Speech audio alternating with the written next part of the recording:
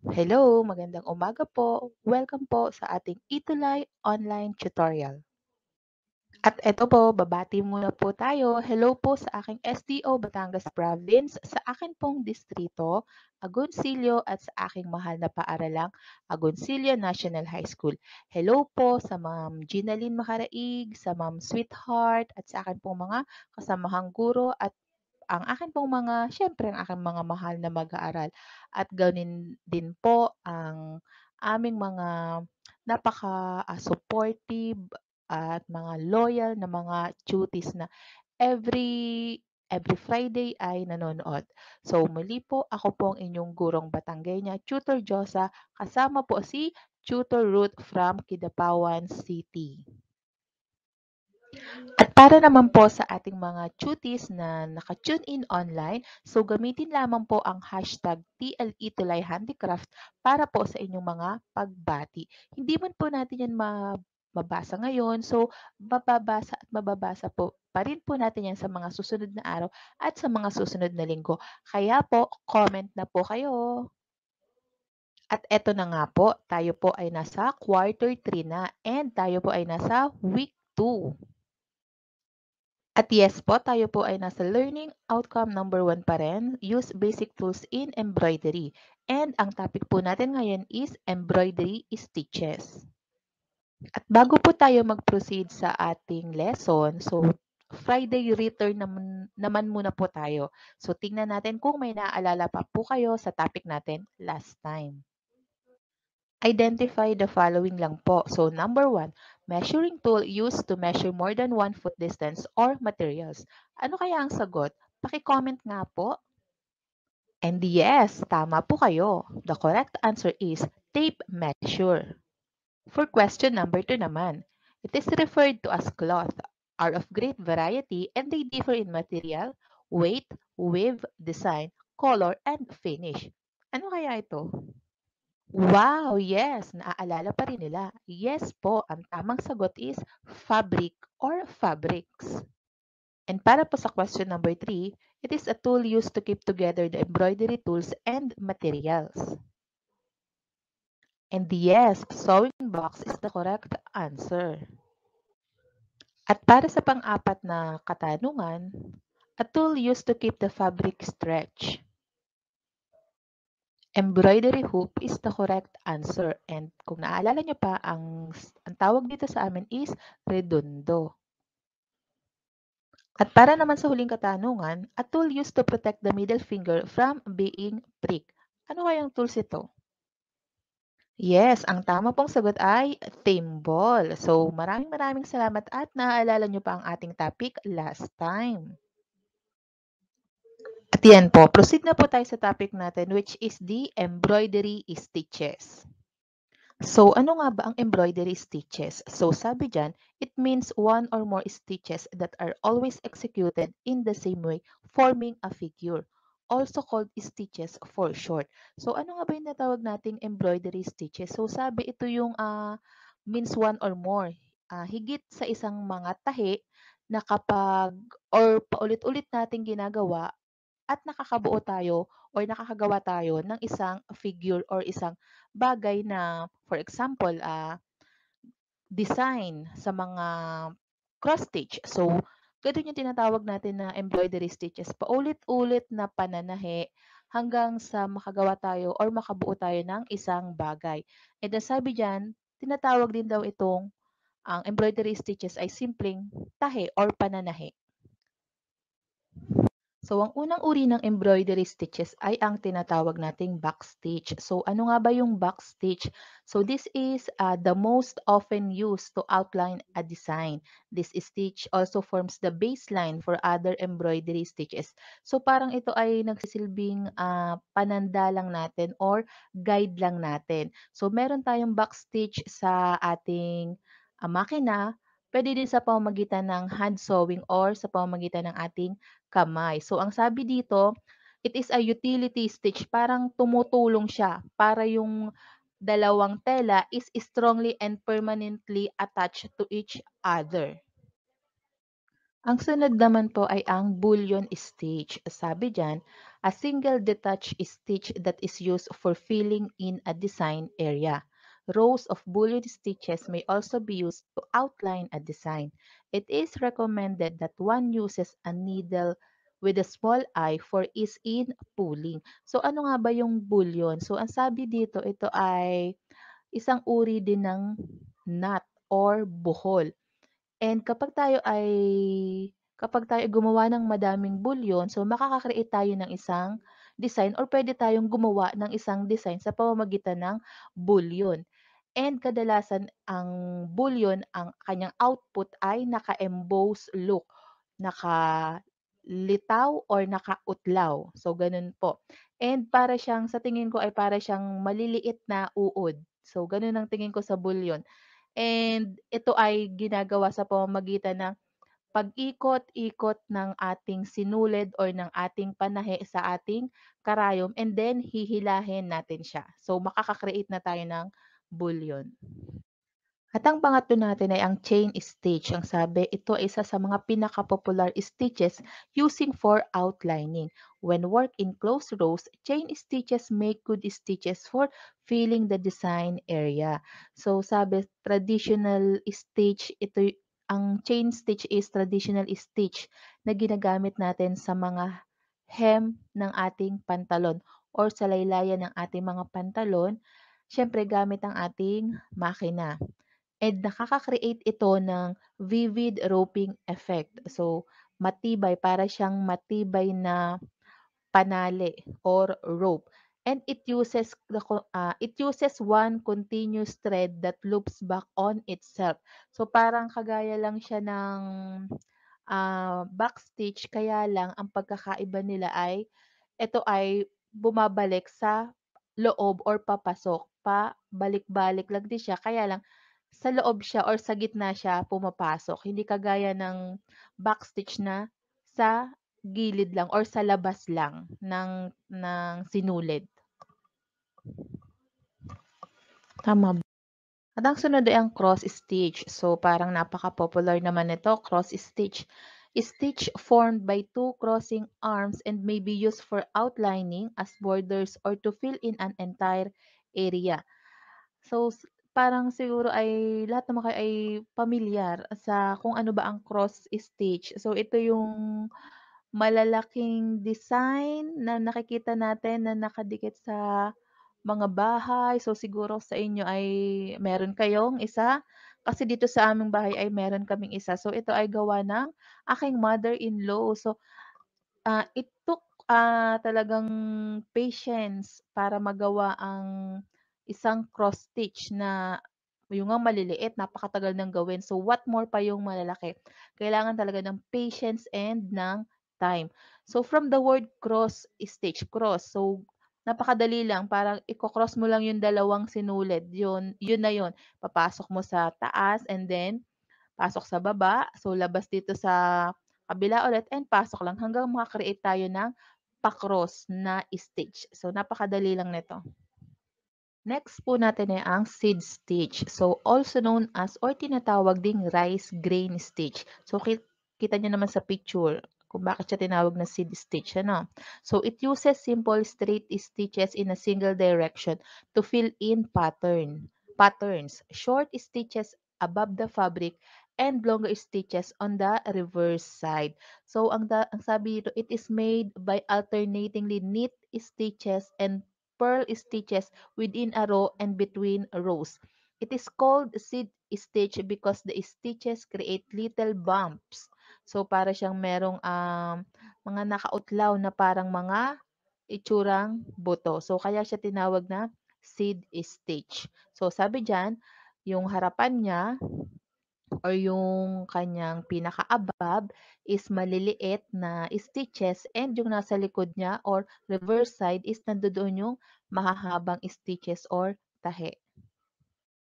At ang sunod naman natin ay ang stem stitch. So, basically, an outline stitch. So, kung mapapansin nyo sa picture, siya ay nagsisilbi lamang ulit na guide or outline. So, sa gilid lamang siya, kagaya ng nasa picture natin which is flower and mga leaves. It can only be used for filling. Rows of stem stitch work closely together within a shape until it is filled completely. So ito po ay ang itsura ng kanyang tahe is parang pa-slant. Pa-slant na magkakadikit. So, ang next natin ay fishbone. It is a kind of filling stitches which is ideal for making leaves or feathers. It requires us to divide the pattern into two, and each side is filled alternately, giving it a plated effect in the center. So, kagaya po ng nasa picture. So, yung gitna po niya is medyo lubog. Ano po? Thus, ideal to make leaves or feather.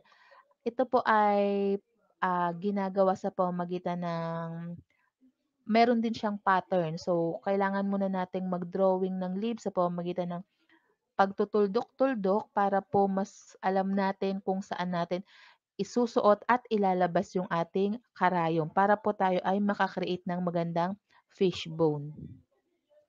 Next, French knot. It is a single detached stitch used primarily to fill in a design area. It is a popular stitch among embroiderers in that it can be used to create the eyes on an embroidered face or the center of a flower. So, French stitch knot. So, ito po ay isang uri din ng buhol, kagaya ng ating bullion stitch. Ang pagkakaiba lang niya sa bullion stitch, ang bullion stitch kasi ay kailangan mong iikot ng maraming beses yung ating panahe sa ating karayom. Ang French knot naman is kailangan lang siguro ng isa or dalawang ikot ng panahe sa karayom bago natin siya i-pull or hilahin. Makaka-create na tayo ng isang French knot. At ang sunod natin ay ang herringbone stitch. So, ano nga ba ito? It is a basic overlapping stitch popular for its use in borders. So, bakit nga ba tinawag na herringbone? So, ito pala ay dahil ah, para daw siyang spine or tinik ng isang herring fish. Ito ay isang uri ng isda, herring fish. So, kaya tinawag siyang herringbone. Ano? Para siyang cross-stitch kaya lang ang pinagkaiba lang niya, ito ay nag-o-overlap or pumapatong yung isang sinulid sa isang sinulid. Hindi kagaya ng cross-stitch as in hindi sila nag-o-overlap. Ang sunod natin ay ang lazy daisy chain stitch. So, bakit nga ba tinawag itong lazy daisy chain stitch? So, siguro kasi ito ay pag ang nake-create natin na a figure or design is daisy, isang uri ng flower. Ano, ang sabi diyan, this is the simplest stitch for creating embroidered flower. Lacy daisy is nothing more than a simple loop arranged in groups to create flowers combined in a line to make chain stitch. So para din pa lang siyang katulad ng chain stitch kaya lang mas malalaki ang distance niya ng tahi compare sa ating chain stitch. At ang ating pangalawa sa huling uri ng embroidery stitches ay ang ating satin stitch. It is a solid filling stitch that is used to cover a design area with long straight stitches worked very close together. So, walang spaces. Ano po? So, dikit-dikit na tahe. Para siyang kamukha ng hairy, I know, na para siyang kamukha ng ating fish bone. Ano? Kaya lang fish bone ay mostly ginagamit sa mga feathers and leaves. Ito namang satin stitch is para nakaka-create tayo ng kapag natapos na yung isang design para nakaka-create ng satin, nagre-resemble sa satin. So, ano ba yung satin? So, ang satin natin ay isang uri ng tela. Ano, siguro ang satin na tela na to ay ang hibla niya ay lahat is paparallel. So, kaya tinatawag natin itong satin stitch.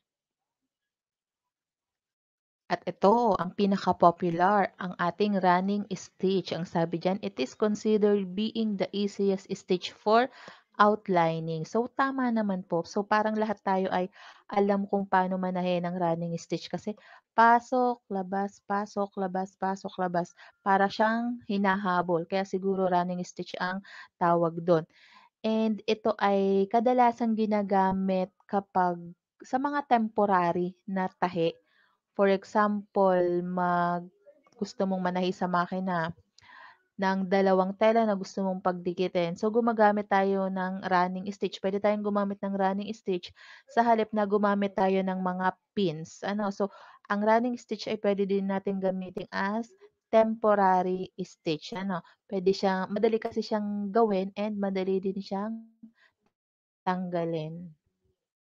At yan, ready na po ba kayo para sa ating TL evaluation? So sana po ay clear yung ating mga explanation and ang ating mga pictures para po sa mga uri ng embroidery stitches. So tingnan nga natin kung may naaalala kayo or natatandaan kayo.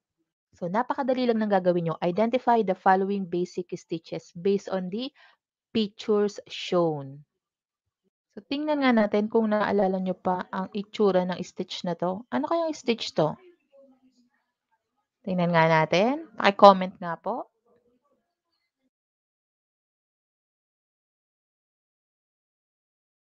Yes, very good. Kasi ito ay nagre-resemble sa kadena. So, ito ang tinatawag natin na chain stitch. Next picture. Ano kaya ito? Ano kayang uri ng stitch ang ginamit para makakreate ng isang napakagandang design na ito? Yes, tama po kayo. Ito ang tinatawag natin na bullion stitch. So, sabi ko nga kanina, para siyang uod. So, ngayon siya ay parang uod na magkakasama na kumpol-kumpol. So, ito ang tinatawag natin na bullion stitch. And for picture number 3, ano kaya ang nasa larawan? Ano kayang uri ito ng stitch? Wow, tama kayo. Ito ay ang tinatawag natin na satin stitch. Siguro ang iba sa inyo ay medyo na-confuse. Siguro akala ito ay fishbone stitch. So, ito po ay satin stitch. So, congrats sa mga ang sagot ay satin stitch. Next picture is this. So, ano kaya ito? Napakahirap. Baka hindi mahulaan. Paki-comment nga kung anong sagot. Letter X ba to? Cross ba to? Yes, tama po kayo. Tamang sagot ay cross stitch. Eto kayo, anong stitch ito? Kasi anong ini-stitch niya sa picture? So, leaves. Ano kayang uri ng embroidery stitch ito? So, yan, tama po kayo. Ito tinatawag natin na fishbone stitch. So, virtual clap po sa lahat ng nakakuha ng 5 tamang sagot. Ito po ay para sa sunod nating evaluation. So, baka po pwedeng makalambing. So, pwede po ba kayong gumawa ng isang embroidery stitch by following the given steps? And tingnan po natin kung anong kalalabasan ng stitches na inyong gagawin sa pamamagitan ng pagsunod sa mga steps na ito. So, pwede pong paki-picturean na lang and then paki-post po sa inyong Facebook and then paki-share po or paki-tag kami or ang ating DepEd Itulay na Facebook page. So, ang una daw gagawin is bring the thread through A and make it in through B. This creates one stitch. At ang sunod na gagawin, bring the thread through C and take it in through B. This way, we are creating a stitch by taking the thread backward. So, ano kayang stitch ito? Nagkakaroon na ba kayo ng idea? Next, number 3 is bring the thread through D and take it C through. Continue this pattern to finish the design. And ang number 4, a finished line of back stitch will look like this. So, nandiyan na po ang sagot ha. Ang sabi diyan ay, anong stitch ito? So, yes, nandiyan na po. So, dapat ang makikreate yung stitch pag finalo nyo ang steps na ito is ang back stitch. So, aantayin po namin ang inyong mga post. Ano po? So, thank you po. At ito na nga po. So, ano nga ba yung kahalagahan na alam natin yung mga basic stitches? So, una po, makakasave tayo ng money, di ba?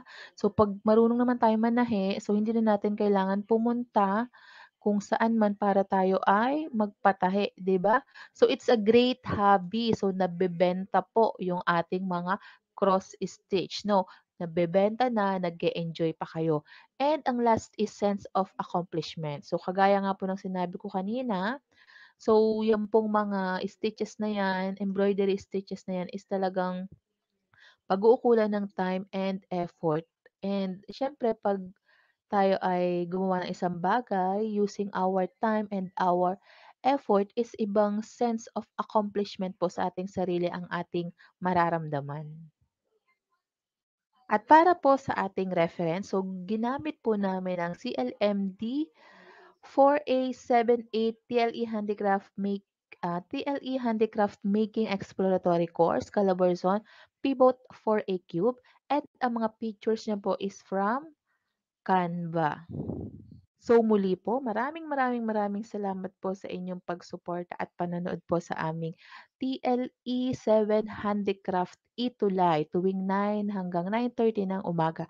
So wag po kayong makakalimot na manood sa atin at i-apply ang mga natututunan ninyo. Muli po ako po ang inyong gurong Batangueña Tutor Josa kasama po si Tutor Ruth from Kidapawan City.